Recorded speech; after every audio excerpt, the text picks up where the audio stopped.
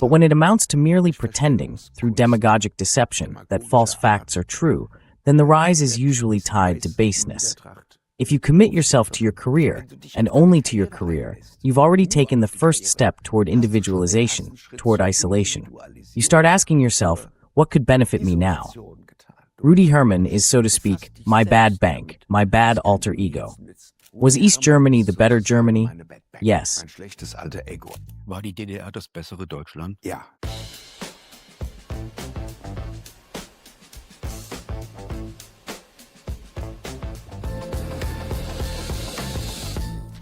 Against the current, about the person.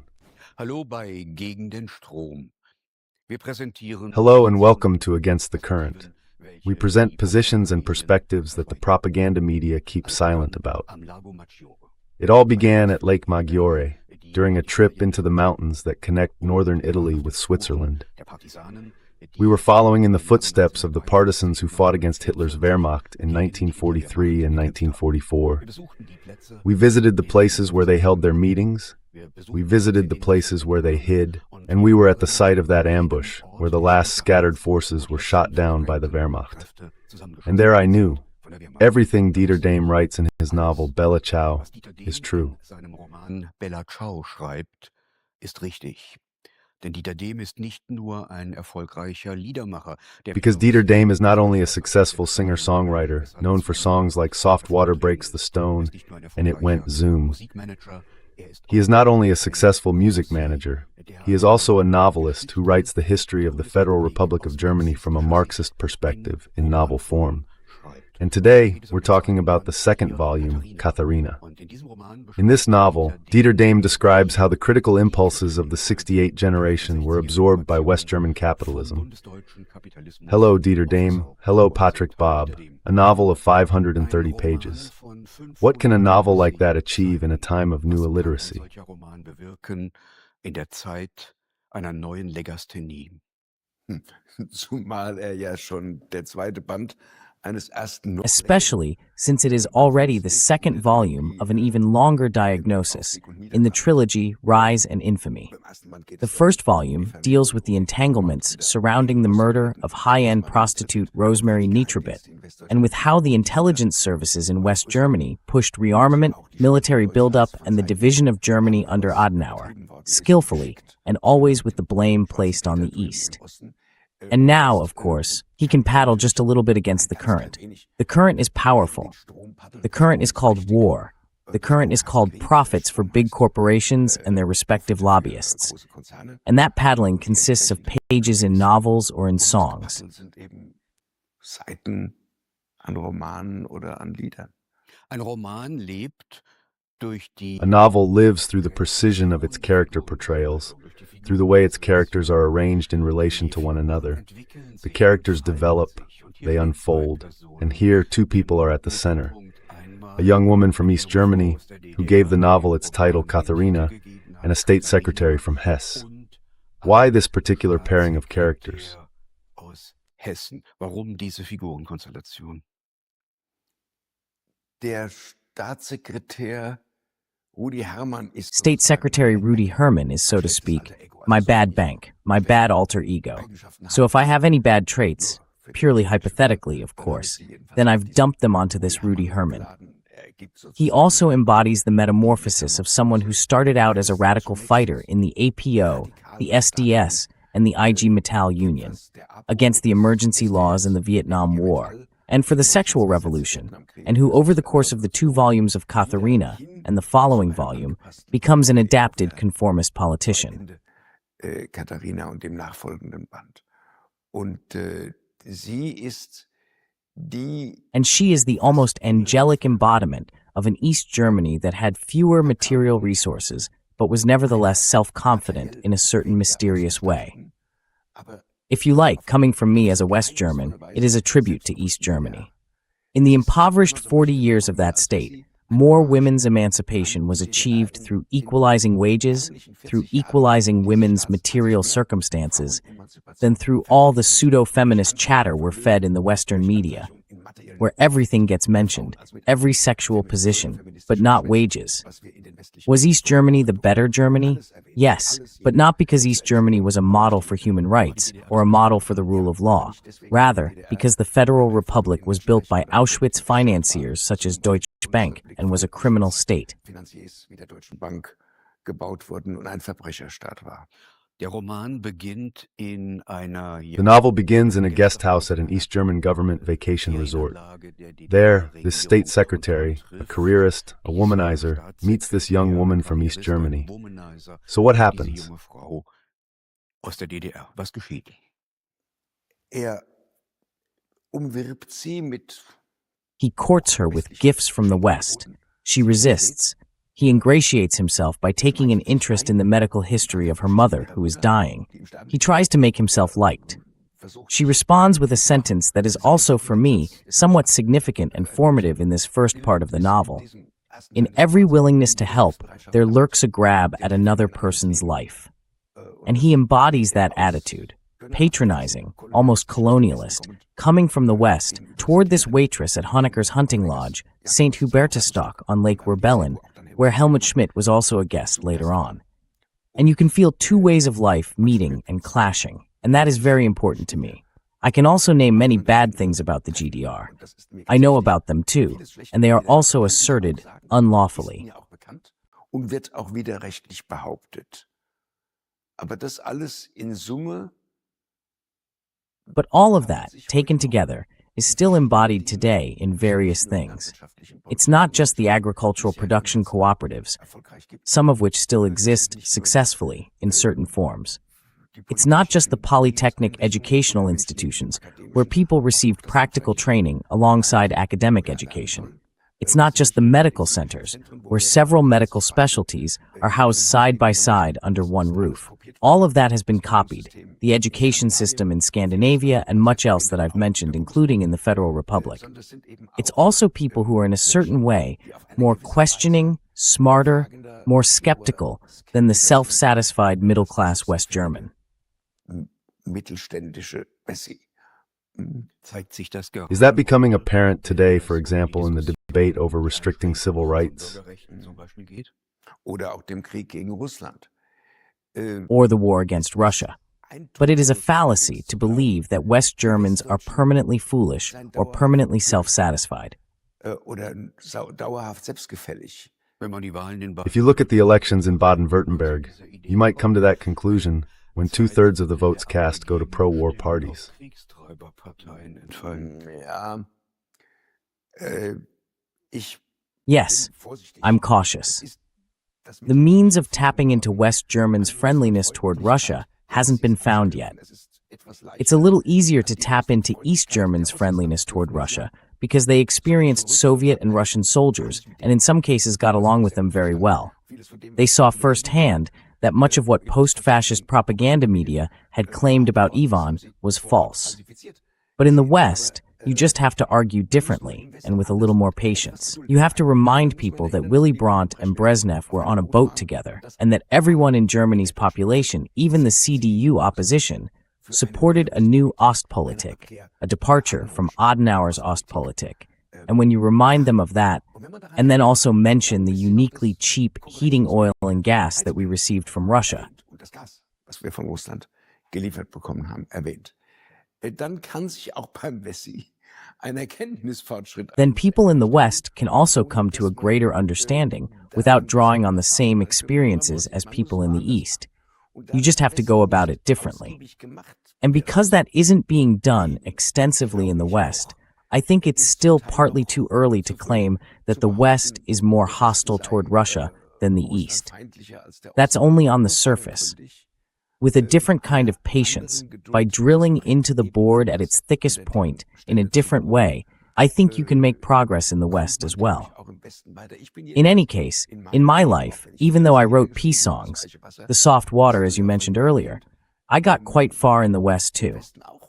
I wrote speeches for Willy Brandt that were geared precisely toward making the idea of disarmament with the East, of reconciliation and peace with the East, something that could be discussed in the West. West gesprächsfähig zu machen. Kann man With regard to German reunification, and borrowing a line from this novel, could one say, every act of willingness to help entails an encroachment on another state? Lauert. Also das ist immer so. Es ist immer so. Viele Leute That's sagen, always how it is. A lot of people say, I only want what's best for you, and then they harass you. das ist selbst bei den Even the most well-intentioned willingness to help has that in it. There's always some sense of your own superiority hidden there, too. The only question is whether it comes out in a social or antisocial way. People decide that, not just individually, but collectively as well. Nicht alleine individuell, sondern auch in Kollektiven. Für die Hauptfigur. For the main character, Bodhi Hermann, the visit to East Germany, which the novel begins with, also serves another purpose. Anderen Funktionen zu sehen. Welche ist das? Na, ist Which one is that? sich mit der Deutschen Bank Well, angelegt hat. it's because he took on Deutsche Bank so fiercely. That was during his rise, and he realized that incendiary slogans on the barricades can also help his own career. So he's pursuing an issue, Ask 2, this underground dump in a former salt mine, promoted as an interim storage facility. That's where medium and high-level radioactive waste is being buried, waste that could emit radiation for tens of thousands of years and contaminate the groundwater. Even back then, when it was set up, there were maps showing that underground water channels led directly there. And yet they did it anyway. It was a huge business model. Dennoch hat man es gemacht. Es war ein riesiges Geschäftsmodell. Ist dieser Sache auf der Spur und eben auch der Deutschen Bank. He is pursuing this matter, and the Deutsche Bank as well. He is pursuing proof that Hermann Josef Abs helped design the loan agreement for the construction of Auschwitz, with crematoria and gas chambers, just as he helped design the Second World War as head of Deutsche Bank. And because that is quite necessary, what some call the deep state, I call it the intelligence media complex, immediately strikes back. That means you push back against something, and then, almost as a matter of course, within the next 5 months, you get a notice from the tax office saying that some back payment is due, or that there will be some kind of tax audit. Irgendeine Nachzahlung erfolgt oder irgendeine Betriebsprüfung erfolgt. Da gerät Then he gets caught up in the swirl of a tax scandal. einer Steueraffäre Wegen zugrunde. ein paar tausend Euro Benzinquittung. Over a few thousand euros. Gas receipts, of all things. Gas receipts at a time like this. And then they're itemized. Which gas receipt was for his personal use, and which one was for the state secretary. And then there's this funny passage. Someone says, yes, you have to know exactly. If as a state secretary or a small business owner, you buy a book for your son when he's graduating from high school, you can't deduct it from your taxes. But if you read it yourself first and then give it to your son, then you can deduct it. And it's roughly the same with the gas receipts. It leads to a similar kind of perversity. So ungefähr ist das auch mit der Benzinquittung. Ähnliche Perversion ergibt sich da. Und jetzt ist er unter Druck und kriegt das Angebot über And now he's under pressure, and he gets the offer through FDJ friends. We were planning anyway to let out a dissident singer-songwriter, a singer-songwriter who had taken on the state authorities of East Germany. No, it's not Wolf Biermann. He's already been secretly bought out. In other words, he's part of the quota of East German refugees and East German prisoners who have been bought out.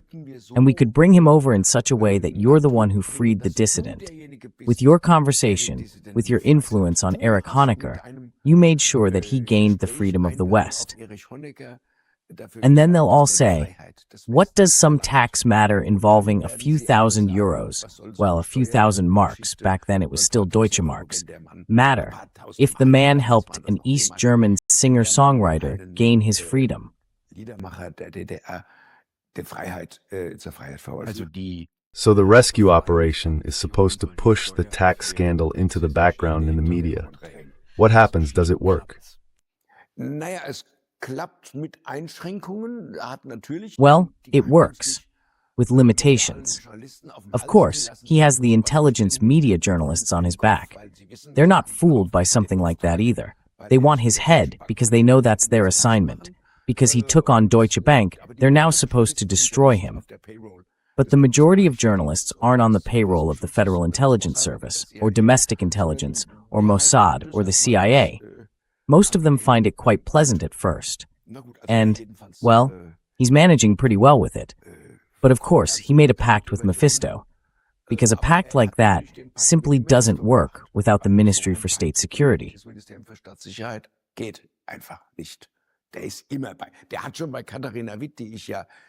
He had already helped Katharina Witt, whom I managed for over 10 years. And some people have forgotten that, because they simply think the Ministry for State Security was only responsible for torture, repression, and harassment. No. If Katharina Witt was on tour in the United States and something broke on her skates, colleagues were there to help as well. And they did it without bureaucracy. Or if a band from the West was performing in East Germany and the bass speaker broke, I know this myself from an international band, then they made sure that suddenly there was a bass speaker there again, a bass amplifier or speaker.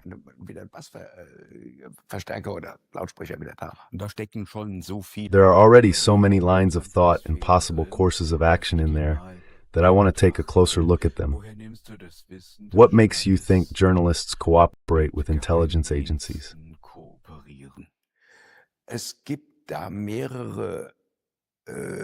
Several authors have described this, and I experienced it myself as well. A journalist approached me in my late teens and said, "I was assigned to you." Then there is a book by Andreas von Bülow, a former SPD state secretary. And there are many books by the peace researcher Erich Schmidt-Einboom. The best known is The BND and the Media. It also describes, for example, how Gehlen, Adolf Hitler's former intelligence chief, recruited the editor-in-chief of Die Zeit, Marion Countess Donhoff, as an ordinary informant for the Federal Intelligence Service. Your novel also features a journalist who can be proven to have worked with the intelligence services. What's that about?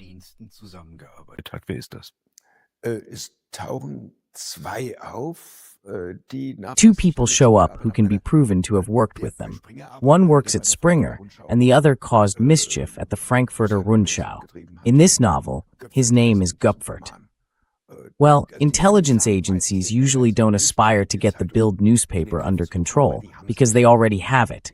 Its editorial preamble commits it to the State of Israel. It's committed to capitalism as it exists.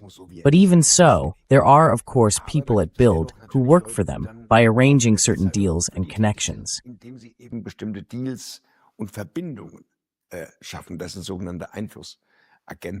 Those are so-called agents of influence. And then there are those who work quite directly in the newspapers, especially the left liberal outlets, because they already have Bild, they already have the FAZ. Those are conservative outlets. They're on the other side anyway. But left liberal outlets like Die Zeit, the Süddeutsche, Der Spiegel, and the Frankfurter Rundschau were the intelligence service's main field of operations in the 70s, 80s, and 90s. They had to be turned around. Their primary aim is to hollow out what appears left-wing, what appears outwardly left-wing, and make its content acceptable for NATO. A journalist working against the main figure, the state secretary, is named explicitly. The name Heribert Schwan is mentioned.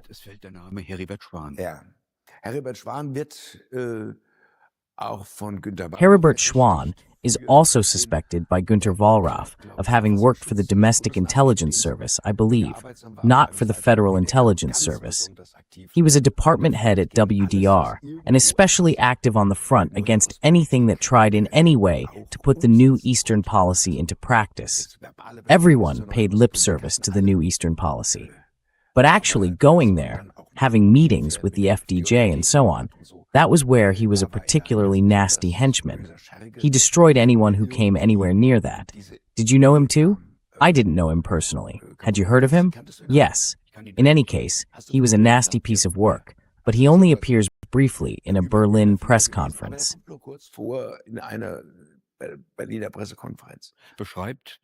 Does the novel describe State Secretary Rudy Herman's path from the lower left to the upper right, the diagonal career path from the lower left to the upper right?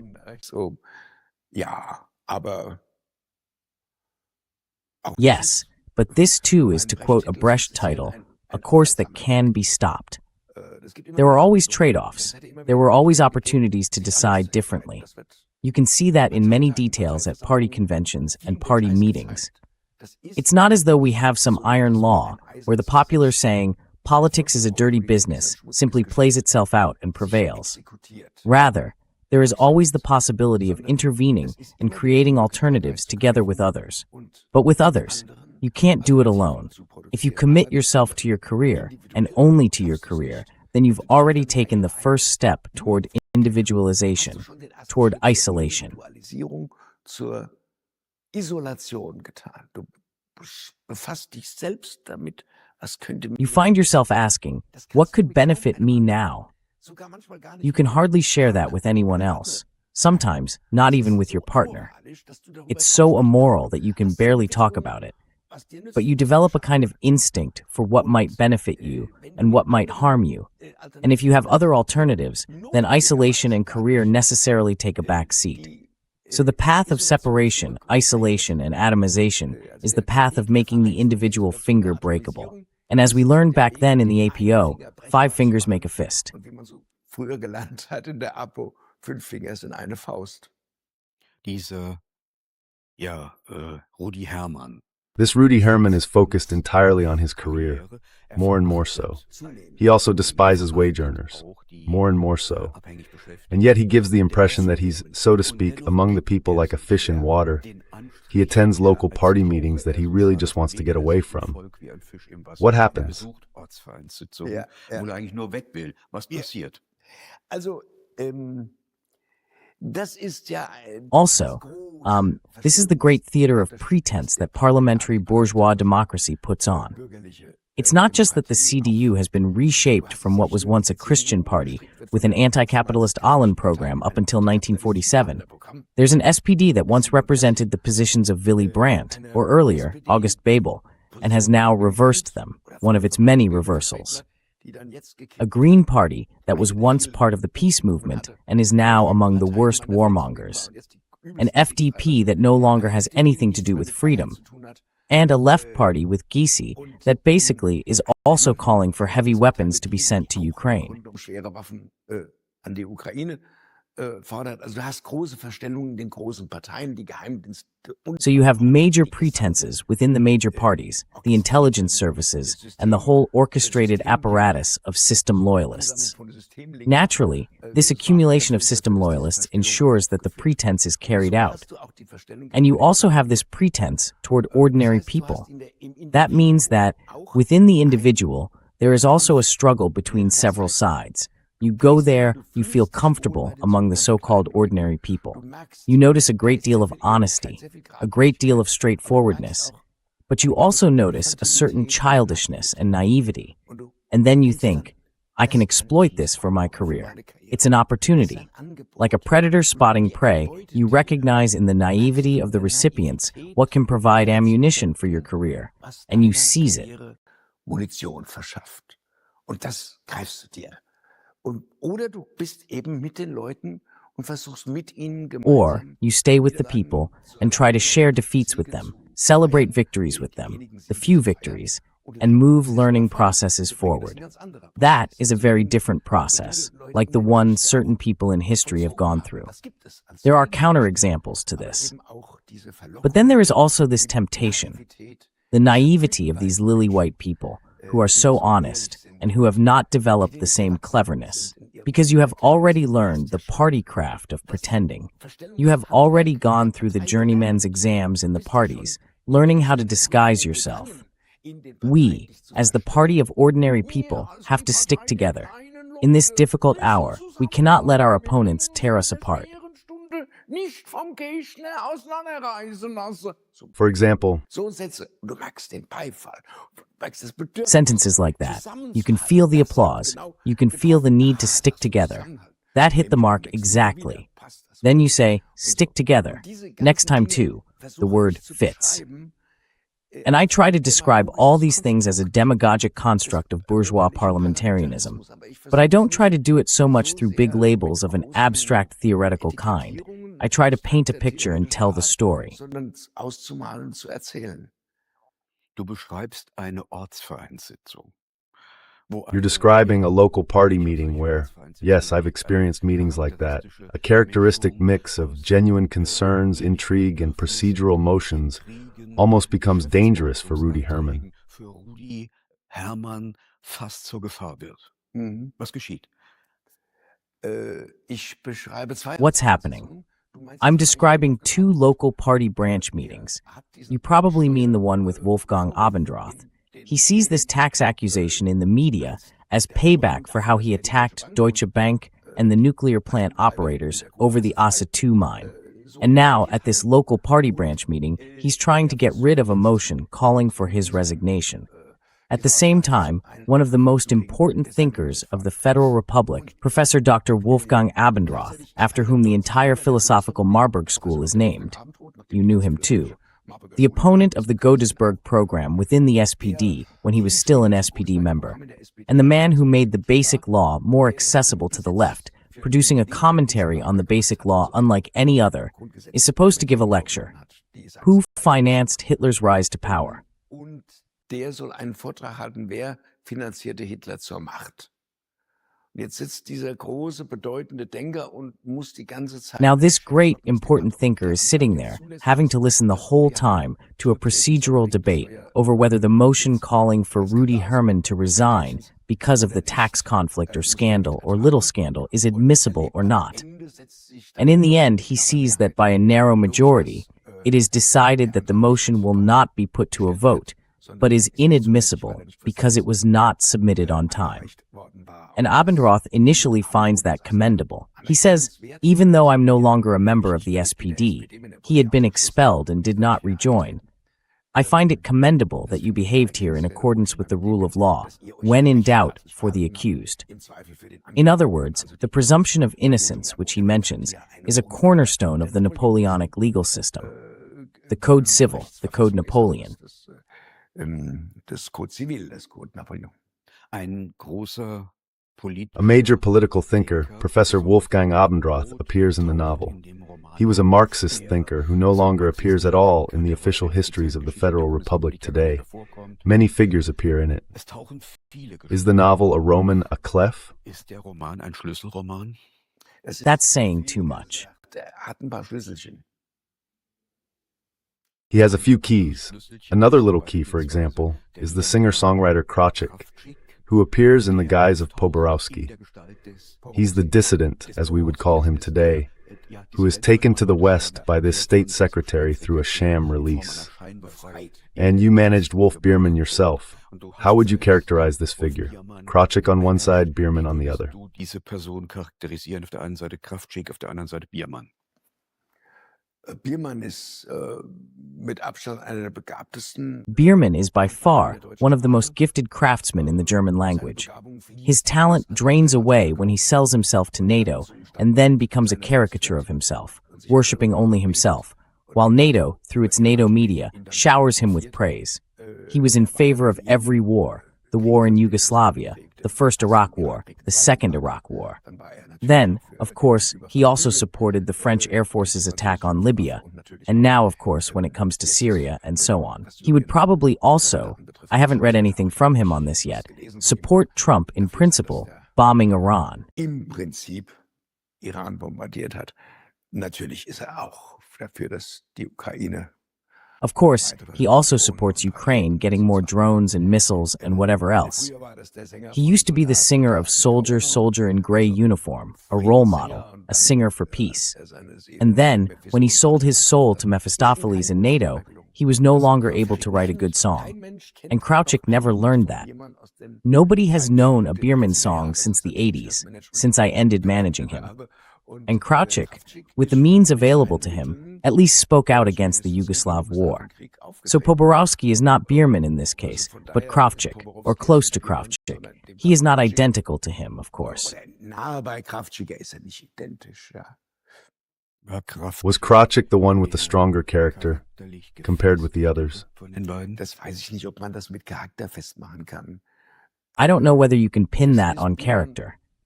Biermann suffered greatly because East Germany didn't recognize his talent. He paid tribute to Stalin. He paid tribute to all kinds of people. Then he wrote critical songs against the SED leadership. Then he did this, did that. With him, you can find just about everything. He twisted and turned.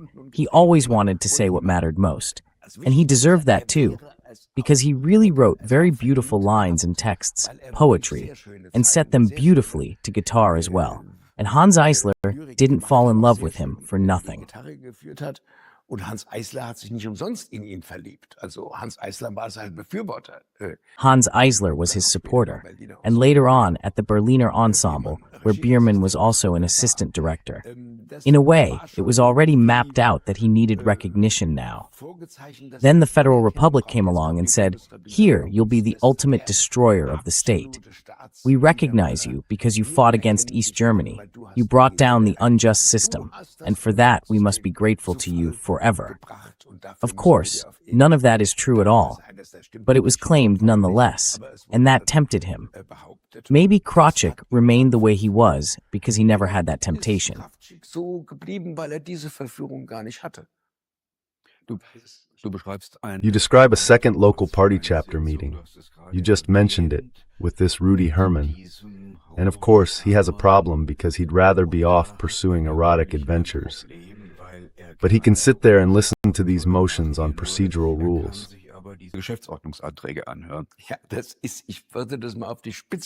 Yes, I'd take that to the extreme. After the first local party meeting with Wolfgang Abendroth came the second one, where he struggles to get a motion passed for himself, longs for delegate votes, and says that if he gets this motion through, he then has a good chance of becoming a minister himself, instead of remaining just a state secretary. And now, early the next morning, he wants to leave for vacation, to the island of Binz, Rügen. Binz on Rügen, that is. But he thinks, I'll be traveling with women, and I don't want to be longing after them like that. It's better if I go on vacation with an empty seminal vesicle. So the evening before, I empty my seminal vesicle once more in an erotic way.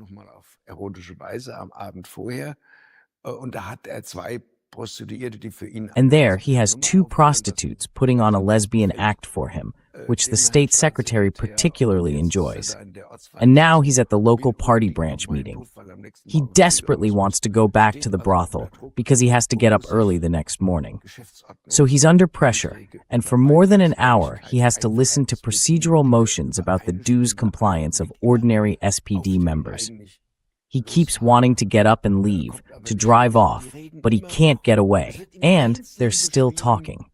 It's described in detail why Comrade so-and-so didn't pay his dues from the previous year within 2 months. In the end, it's a total of 68 marks. And they talk about that for over an hour. At the same time, though, there's a motion on withdrawing from Biblis, meaning getting out of nuclear power, and another motion on reducing working hours as part of the IG Metall campaign.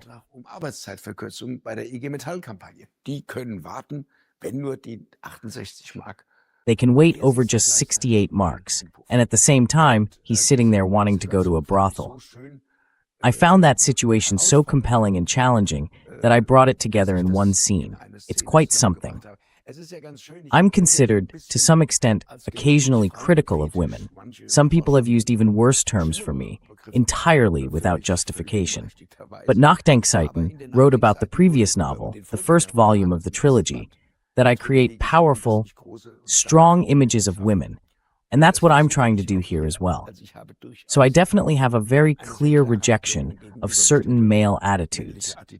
And I think that comes across quite well in this scene, this local party chapter scene, where he's sitting there, horny in his ass and other parts of his body.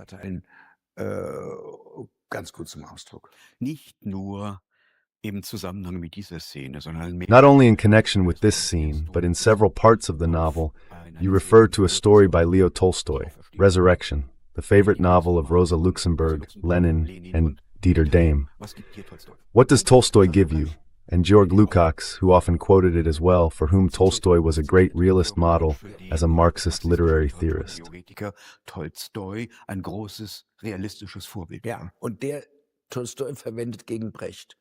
Yes, and Tolstoy is being used against Brecht, which I think is unfair and wrong, but it is quite readable.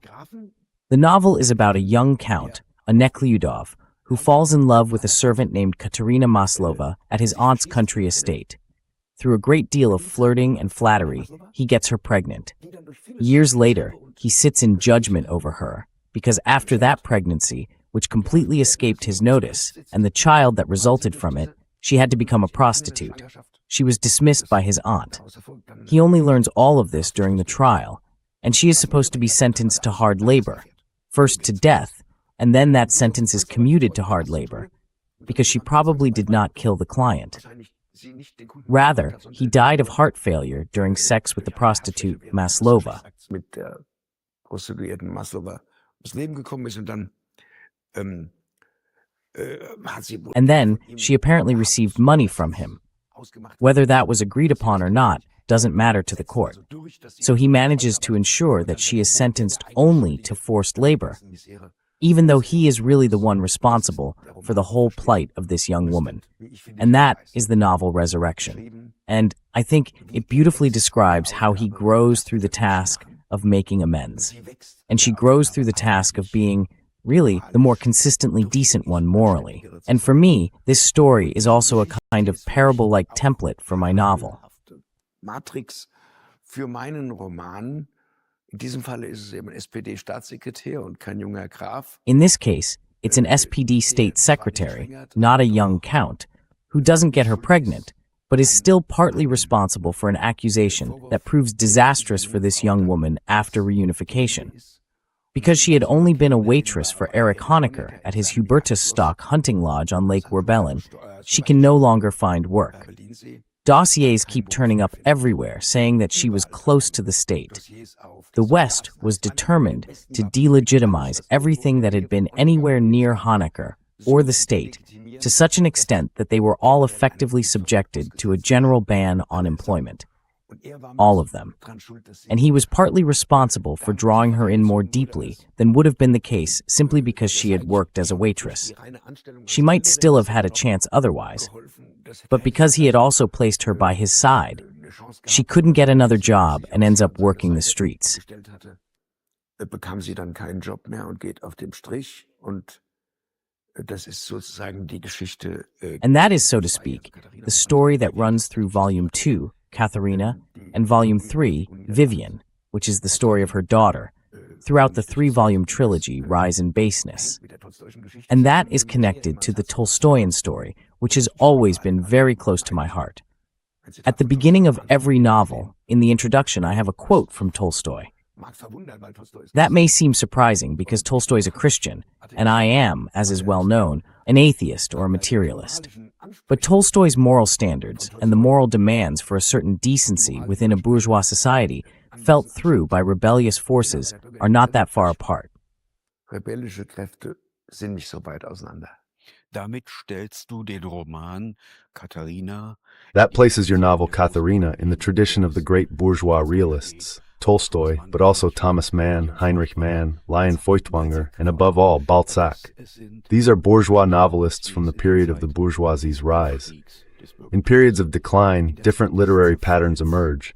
For example, the modern novel, oriented towards cinematic elements, as we find in John Dos Passos, James Joyce, or Alfred Doblin. Why do you place your novel in the era of bourgeois ascent while at the same time describing bourgeois decline? Während gleichzeitig den bürgerlichen Niedergang beschreibt. Das ist eine sehr theoretische, eine sehr gründliche. That is a very theoretical question, a very thorough question, which is all I can really answer at this point. First of all, it is because I do not accept the thesis that the bourgeoisie is disintegrating. I know it. There is a line, I think, even from Lukács. People say the bourgeoisie is going under, but what a sunset glow. That was almost 100 years ago now. More than 100, no, 100 years ago. And for 100 years, people have been talking enthusiastically about the decline of the bourgeoisie. It is disintegrating, and yet it is not disintegrating. There is a simple reason for that. A small stratum of the bourgeoisie becomes monopolies, oligopolies, financial corporations, industrial corporations. A large number within the bourgeoisie become petty bourgeois and small and medium-sized business owners. Von Bürgertum werden Kleinbürger und mittelständische Unternehmer. Und die haben ihre historische Rolle noch längst nicht ausgespielt. and they are far from having played out their historical role. Alongside the labor movement, small business owners, and that included men like Friedrich Engels and August Bebel, can still have a future. So I see a future for part of the bourgeoisie, but always in recognition of the proletariat and of proletarian conceptions of humanity as well. Anyone who does not respect that will not be able to follow this path of humanism, genuine humanism, toward an anti-imperialist form of humanism. You have to know where Barthel gets the cider, and that is, quite simply, where values are created among the working class. Dort, wo die Werte geschaffen werden in der Arbeiterschaft. Wenn ein Friedrich Merz als Bundeskanzler sagt, When Friedrich Merz, as Germany's chancellor, says Israel is doing Germany's dirty work against Iran, when Germany's foreign minister says Russia will always be our enemy, when a U.S. president says we'll bomb them back to the Stone Age, or I will destroy an entire culture in Iran, can we still speak of civic humanism? im Iran, kann man dann noch von bürgerlichem Humanismus sprechen?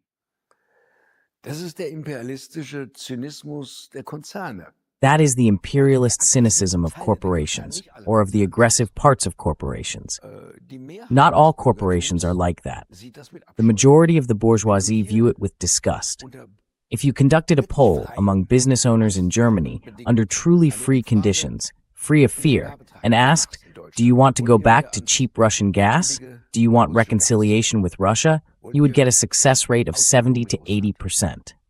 If you leave it to Bild or Der Spiegel, then maybe you would only get an approval rating of 50%, because they would manipulate the question a little here, a little there, a little there. Zustimmungsrate von 50%, weil die Frage ein bisschen manipulieren, da ein bisschen manipulieren, da ein bisschen manipulieren. Aber es wird am Ende auch eine Mehrheit sein. But in the end, it will also be a majority.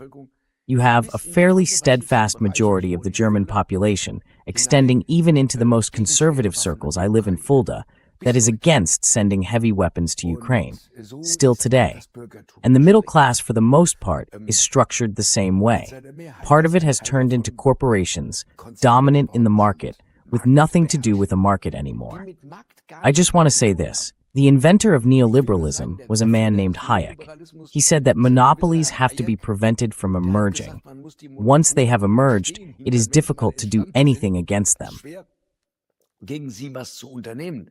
Monopole ist in diesem Fall Konzerne, Großbanken etc. Monopolies are these few corporations, the major banks and so on.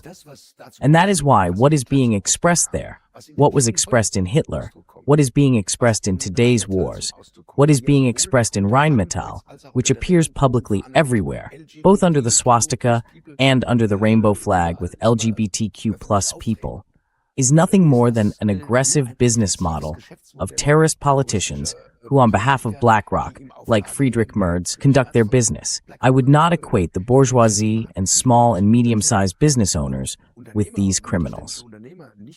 Gleichsetzen mit diesen Verbrechern. Why don't you give us some context, Katharina?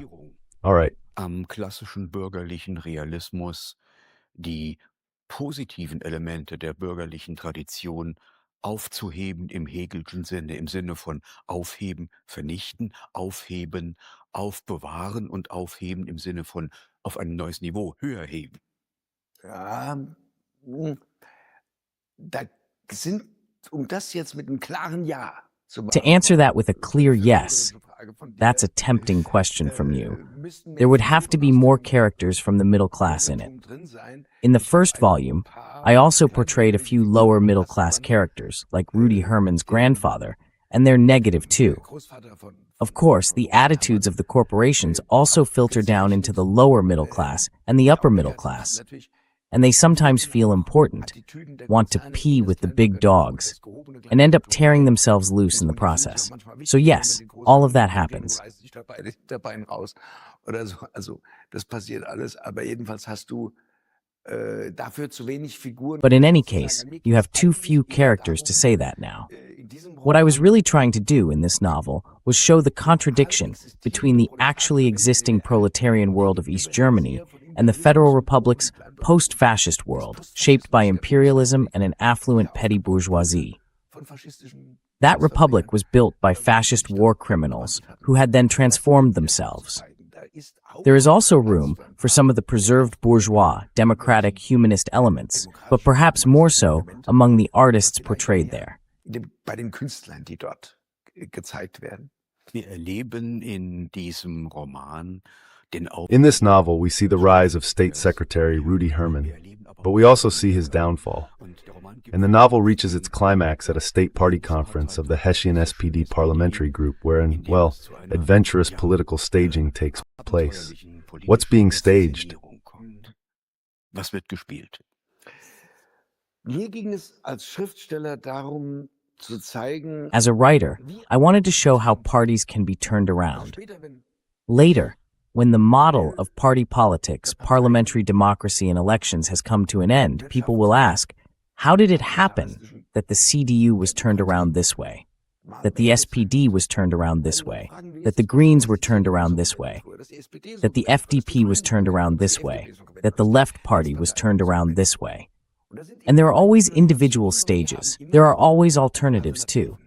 Things never unfold like determinism or like clockwork. And the party convention in Fulda, the state party convention that will decide the rise or fall of State Secretary Rudy Herman, begins well for him.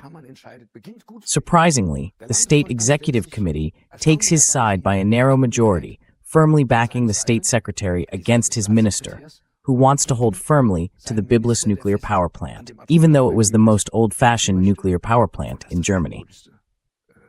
Atomkraftwerk in Deutschland war. Und will ja den Minister beerben. And he wants to succeed the minister. That's the background to this conflict. It starts out very well for him. Then the novel, the story, tells in a very epic, detail-rich way how the party convention turns, how the media influence it, during the convention and shortly before it, how certain people already have a plan, and then, during a speech, every demagogic tactic is brought out, showing how these things work, how it isn't just a conspiracy from above to keep Biblis and nuclear power going, but how it is reinforced in detail through rhetorical tricks.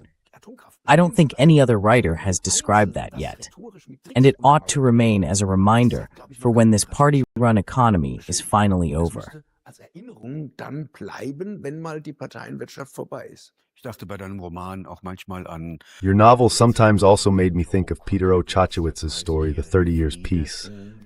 But this is actually the first time I've found a description, a meticulous description, of how a party convention is turned around. And suddenly, Rudy Herman finds himself at the end of his political career. He has to step aside. am Ende seines politischen Wegs. Er muss weichen. Er muss während des Parteitags zurücktreten. Ich versuche auch diese You have to resign during the party convention. I also try to shed light on all these tricks using psychological means, to go into detail, right down to the emotional details, how certain words work, how certain gestures work. And now he realizes that he has lost the party convention against all expectations. Then Heidi Wiczorek-Zoll comes in. In this novel, I call her Zeus Rockfile. Again, a key to a real person. Yes, and she has a seat in the Bundestag for him and says, "Don't worry, if you resign now, I have a secure Bundestag seat for you," so that he has a soft landing. Ich habe ein festes Bundestagsmandat für dich, sodass weich fällt. So ähnlich ging es dem heutigen The same thing happened to today's foreign minister, Johann Wadefuhl, with the CDU in Schleswig-Holstein. Oh yes, I didn't know any of that. Is Diether Dehm, the former Social Democrat, also describing his departure from the SPD here? Sozialdemokrat hier auch seinen Abschied von der SPD. Nein, der Roman wurde ja... No, the novel wasn't even started until long after I was already out. My departure from the SPD had more to do with the preparations for the war in Yugoslavia, with giving in to Joschka Fischer. He was my opposing candidate in Frankfurt in District 140, where I ran for the SPD as Hans Matthofer's successor. Running against me was CDU politician Erika Steinbach, at the time still Steinbach-Herman, who later went to the AfD, and I believe is still chair of its foundation today. And then there was Joschka Fischer. The three of us were in that district. I then saw how Joschka Fischer pushed more and more for NATO and Germany to attack Yugoslavia. He wasn't above citing Auschwitz and saying, we're preventing a second Auschwitz if we bomb Belgrade now, sending the Serbs back into the same air raid shelters where they had already sat under Göring's Luftwaffe. And once again, Germany started a war. Und wieder einmal begann Deutschland einen Krieg. Nach dem Krieg. After the war, in 3 volumes, your narrative describes Germany's rise in depravity after World War II. Now, the history of the Federal Republic is presented in history books and in school history classes as a success story, as a rise. Can one say that you describe the depravity, the ugly side? Die Niedertracht, die hässliche Seite. Aufstieg und Niedertracht. Der Aufstieg hat ja auch süße Seiten. Ambition and baseness. Ambition has its sweet side too. And I want to show that when you isolate and atomize yourself and then focus solely on your own career, that is the binding agent leading toward imperialism. You withdraw from critical debate with your comrades. That's what we call them in the SPD and in other parties of the left-wing tradition. And you no longer expose yourself to critical questions and critical scrutiny. Then you become focused only on yourself, always watching for opportunities to advance. And that produces baseness, or gives the prevailing baseness something to latch onto. Let's put it more cautiously. That's why, of course, you should keep an eye on your career. Eigentlich natürlich ein Auge für seine Karriere haben. Ich bin nun kein Asket, der irgendwie Now, I'm not an ascetic who goes around making moral reproaches. As a writer, that's not really what one should do anyway, nor do my role models, the ones I quoted earlier. But one can offer a few points of reference so that people don't isolate themselves if possible. And if someone pursues a career, then it should certainly also be a joint effort by friends who say, okay, we want to get our Rudi, or our Patrick, or our Diether into a position in the SPD, or in broadcasting, or somewhere else where he can achieve something for us as well. Then that's a good thing. There's nothing wrong with a career at all. But when it becomes mere pretense of false facts through a kind of demagogic art of disguise, then baseness is usually tied to advancement. ist meist die Niedertracht mit dem Aufstieg verbunden. Im ersten Teil der Romantrilogie Rebecca. In the first part of the novel trilogy, Rebecca, you describe the continuity of the economic elites, especially from the Third Reich into the Federal Republic, and the dirty methods behind the scenes, extending all the way to murder. In the second part, Katharina, you describe how the critical impulses of the years 1965, 68, and 70 are in a sense absorbed by the political and economic system.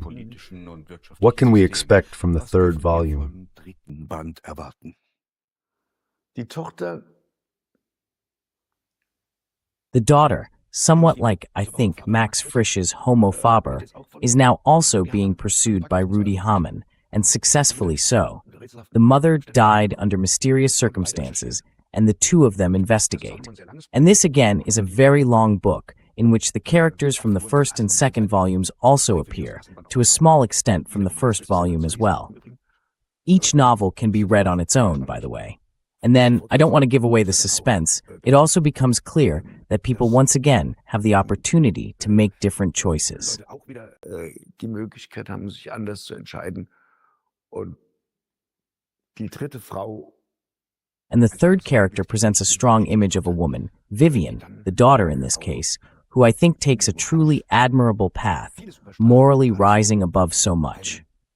In the third volume, I tried once again to tell that story, and it covers the period after German reunification. After reunification, yes. But of course, you also tell the story of the so-called sexual revolution. I mean, they engage in some group sex, and the Falcons, the socialist youth of Germany, the Falcons in Berlin, were smeared over and over again in the Bild newspaper because they had summer camps with group sex, and so on and so on. Zeltlager mit Gruppensex hatten und so weiter und so weiter. Und das beschreibe ich auch so ein bisschen, wie das auf die Leute. And I also describe to some extent how that affects the people there, and how these sexual experiments then turn into commercial products. Not just Beta USA and Dr. Müller, sex shops and things like that, which didn't even exist before, but which also emerged with this movement. And then alternatives are developed there as well. They also deal with what happens in people's inner lives and discuss it.